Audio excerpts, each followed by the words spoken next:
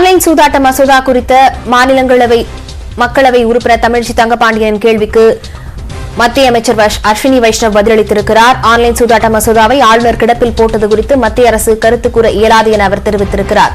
தமிழச்சி தங்கபாண்டியன் எம்பியின் கேள்விக்கு மக்களவையில் அமைச்சர் அஸ்வினி வைஷ்ணவ் பதிலளித்திருக்கிறார். 19 மாநிலங்கள் இது தொடர்பான மசோதாக்களை கொண்டு வந்துள்ள எனவும் அனைத்து மாநிலங்களும் முன்வந்தால் தேசிய அளவில் மசோதா கொண்டு வருவது குறித்து ஆலோசிக்கப்படும் எனவும் மத்திய அமைச்சர் அஸ்வினி வைஷ்ணவ் தெரிவித்திருக்கிறார்.